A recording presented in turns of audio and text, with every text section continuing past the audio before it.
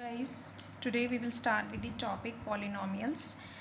Yes, we have also discussed this polynomials in my other video, but today I will discuss it with you in details. So firstly we will discuss the definition. So very simple definition which we know is, if an algebraic expression contains one two और more terms, उसमें एक दो या दो से ज़्यादा term आ जाए किसी भी अलजेब्राइक एक्सप्रेशन में, उसे हम पॉलिनोमियल बोलते हैं। ठीक है जी, ये एक सिंपल सी डेफिनेशन है। अब जो पॉलिनोमियल्स होते हैं वो डिफरेंट टाइप्स में होते हैं, जैसे polynomial in one variable, polynomial in two variable. वो क्या चीज़ है वो हम डिस्कस करेंगे आज। तो पॉलिनोमियल इन वन वेरिएबल की डेफिनेशन जो है, ए पॉलिनोमियल पी एक्स, जब भी हम पॉलिनोमियल लिखते हैं हम उसको पी एक्स मतलब एक पी एक्स से स्टार्ट करते हैं कि कोई भी पॉलिनोमियल पी एक्स है इन वन वेरिएबल मीन्स कि जो भी आपने alphabetically X A B C में से हम ए टू जेड में से कोई भी एक नंबर लेते हैं वो हम सिर्फ सिंगल लेंगे। दैट मीन्स जैसे कि हमने एक्स ले लिया, is an algebraic expression in x of the form. उसकी फॉर्म कैसी होगी, पी एक्स मतलब पॉलिनोमियल को हम कैसे लिखेंगे, a n x power n plus a n minus one x n minus one plus so on a two x two plus a one x power one a zero x power zero.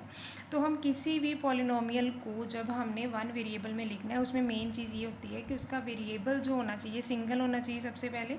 ठीक है, उसके बाद जब हम इसे लिखते हैं तो इस तरह की फॉर्म में हम लिखते हैं। अब लिख के मैं आपको एग्जाम्पल में बताऊँगी कि हम कैसे लिखते हैं।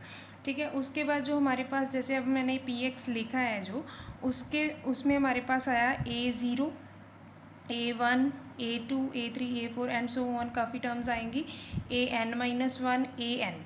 तो ये जो सारी चीज़ें हैं इनको हम बोलते हैं दीज आर कॉन्स्टेंट्स, इनको हम नाम देते हैं कॉन्स्टेंट्स का। उसके बाद एक और चीज़ ध्यान में रखनी है, जो आपका ए एन है that should not be zero. ठीक है, जो आपका ए एन है वो आपका ज़ीरो नहीं होना चाहिए, मतलब यहाँ पे जो आपका फर्स्ट टर्म है ये वाली ज़ीरो नहीं होनी चाहिए। ठीक है, उसके बाद जो a zero a one a two a n हमने लिखे हैं, ये इनको हम और भी क्या बोलते हैं, these are coefficients of x. X के साथ साथ लगे हुए हैं ना ये सारे, इनको हम कॉफिशेंट्स भी बोलते हैं। ठीक है, एक्स एन का कॉफिशेंट ए एन है, एक्स एन माइनस वन का कॉफिशेंट ए एन माइनस वन है, इसी तरह एक्स टू का कॉफिशेंट ए टू है एंड सो ऑन। ठीक है, उसके बाद जो हमने यहाँ पे एन लगाया है, यहाँ पे एन लगाया है, यहाँ पे एन माइनस वन एंड इधर टू आ गया, वन आ गया, ज़ीरो आ गया, तो n is called degree of the polynomial. इस चीज़ को हम बोलते हैं this is the degree of the polynomial. ठीक है, जो एन होता है that is the degree of the polynomial. और उसके बाद हमने एक और चीज़ बतानी है, जैसे मैंने आपको पहले भी बताया होगा किसी वीडियो में, जो ये अलजेब्रिक जो भी हम एक्सप्रेशन हमने ये लिखा है, ठीक है, उसको हमने इस तरह प्लस कर करके लिखा है, तो ये जो चीज़ होती है that is called the term of the polynomial.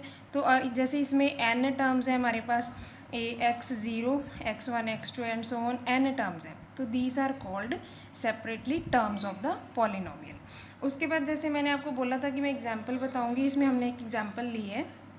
ठीक है, फाइव एक्स की पावर सिक्स आ गया, सिक्स एक्स की पावर फाइव आ गया, थ्री एक्स पावर फोर आ गया, फोर एक्स पावर थ्री आ गया, plus two x power two आ गया, टू एक्स पावर वन आ गया, प्लस वन।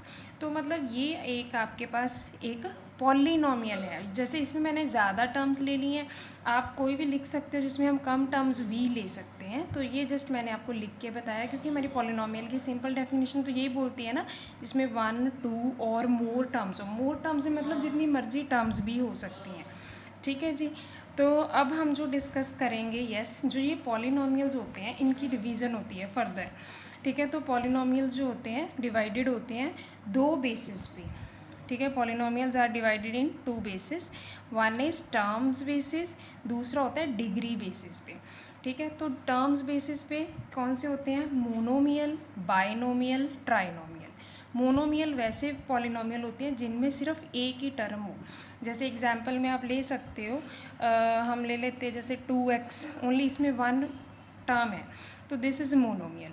उसके बाद आपके पास आ जाता है बाइनोमियल, बाइनोमियल में जिसमें दो टर्म्स हो, ऐसा पॉलिनोमियल जिसमें दो टर्म्स हो। तो इसकी एग्जांपल आप क्या ले सकते हो, 2x+1, तो ये सेपरेट सेपरेट टर्म्स हैं और दो टर्म्स हैं, इसलिए ये बाइनोमियल बन गया।